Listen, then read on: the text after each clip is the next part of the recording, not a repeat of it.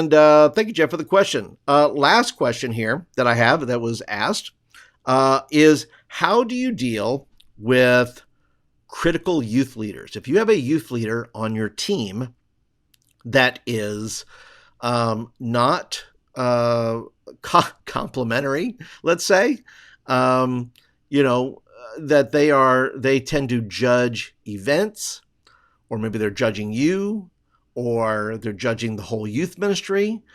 I would say that if I had a leader like that on my team, if I had an overly critical leader, I would say, first of all, they're not doing me any favors.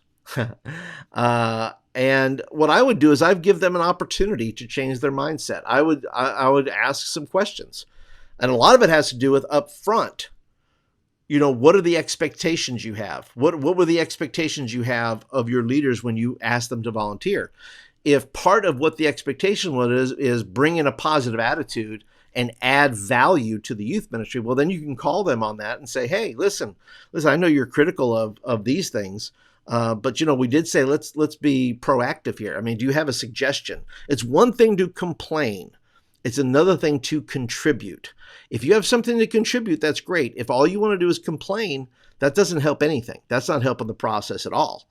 And so, you know, I'm going to give them an opportunity to change their mindset. Also, I would say this, are they being overly critical, or are you being overly sensitive?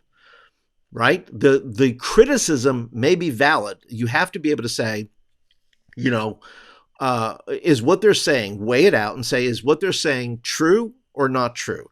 If it's true and you just don't like the way they said it, that's one thing. If it's not true and you still don't like the way they said it, then you have to ask yourself, well, is this volunteer going to make it long term? Are they going to make it with me after a conversation?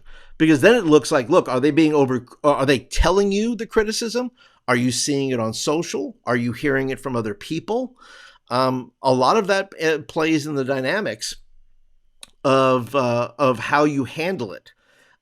Because if you're hearing it secondhand, well, that makes it an uncomfortable conversation. If you're seeing it on social, that's an entirely another different, thing that you got going on there. But I would give them an opportunity to kind of change their mindset. And I would come from a place of curiosity and say, look, I'm just wondering, what would you have done different to change the outcome of this event or this youth meeting?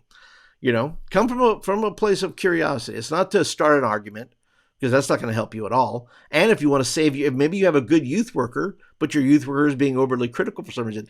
And I would also throw in the mix that you don't know what's going on in their life. You don't know what's happening with them. Maybe they're overly critical about everything. Maybe they're just on the edge about whatever's going on in their world. And so I would encourage you to talk and have a good conversation with them if it's happening over and over again. One time you kind of go, okay. And then you kind of test it over time. Once again, is there any truth to it? And if there is, then you've got to not be overly sensitive to it, but respond to it in a way that's going to be loving and kind and go, you know what? You're absolutely right. We should have had more volunteers for that. You know what? You're right. We should have done this. And concede and say, you know what? You're right. That's going to, first of all, if you have to be willing to admit your own mistakes, that you got to have some humility to be able to do that. And then think, well, what's going on in their life? What are they facing right now? That's a challenge that's making them overly critical. If that's the case, maybe something is that, or maybe their whole attitude towards the youth ministry changed. Maybe they're tired. Maybe they need a break. Maybe they need a hug. Maybe they need a Snickers. You know, you're not you when you're hungry. So why don't you just give them a Snickers, for crying out loud? You don't know.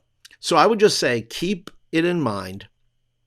Keep this volunteer in mind about how well you trained them. Keep in mind that their criticism may be true, and you have to check your own feelings. Am I being overly sensitive to appropriate criticism? And then lastly, what's going on in their world? What's happening with them? What's maybe bringing this up? Is there something going on that you're maybe not aware of, that out of curiosity, from a curious point of view and a humble point of view, you can ask them about it, and then come to some resolution where you don't lose a volunteer. The end goal, hopefully, is not your end goal is not to just fire or get rid of anybody that disagrees with you. But certainly you don't want to have somebody on your team long term who's going to be working against you. So it's best to resolve those things early, talk to them, get to know their heart a little bit, and it becomes a great moment that could solidify your relationship. Whereas if you mishandle it, well, then that's going to make that relationship all the more strained, and they're probably still going to be going to church with you. So you might as well work that out, right? Work with your volunteers, and they'll work with you.